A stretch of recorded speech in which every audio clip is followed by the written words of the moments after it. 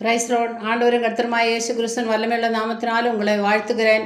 இன்றைக்கே நாம் உங்கள் கரம் என்னோடு இருக்கும் கர்த்தருடைய கரத்தின் வல்லமையை நம்ம தியானிக்க போகிறோம். 1 நாளாகமம் 4:10 ஒருத்தன் யாபேசுங்கிற ஒருத்தன் ஜெபிச்சாங்க.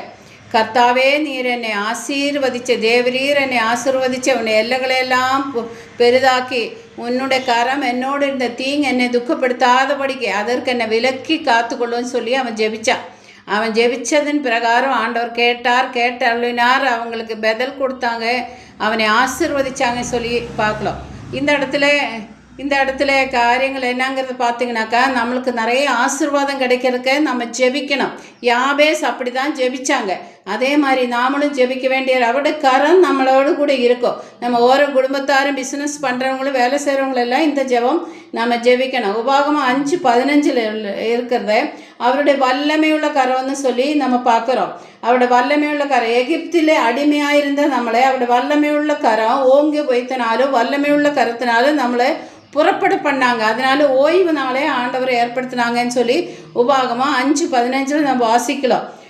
சங்கீதம் 48:10 நீதியின் வரம்னு சொல்லி நீதியின் கரம் அப்படின்னு சொல்லிட்டு நம்ம அவருடைய புகழ்ச்சி அவருடைய நாம பூமி எங்கும் விளங்குற பிரகாரம் அவருடைய புகழ்ச்சி எங்கும் பூமியில் நிறைஞ்சிருக்கிறது, அவருடைய நீதியால் நிறைஞ்சிருக்குன்னு சொல்லி பார்க்குறோம். அடுத்ததாக அவர் வல்லமையுள்ள கரம் 2 நாளாகமம் 30:12 ஒருமுகப்படுத்துவன்னு சொல்லப்படுகிறது. அவருடைய வல்லமையுள்ள கரம் எல்லா ஜனங்களையும் ஒரு மனது உள்ளவங்களாக்கு ஒருமுகப்படுத்துவன்னு சொல்லப்படுகிறது.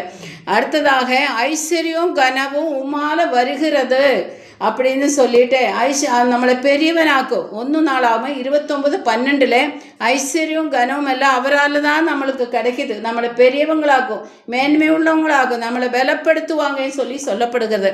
உபாகமம் 33:2 அவர் சத்தியத்தை வெளிப்படுத்துவார். அக்கினிமயமான பிரமாணங்களோடு நம்மளை புறப்பட பண்ணாங்கன்னு சொல்லி பார்க்குறோம். அடுத்ததாக நீதியின் கரம் எரேமியா 23:6 அவரோட நீதியின் கரம் நம்மளோடு கூட இருக்குதுன்னு சொல்லப்படுகிறது. ஏசாயா 49:20 ஜாதிகளுக்கும் ஜனங்களுக்கு கொடியேற்றுகிறவராக இருக்கிறாங்க.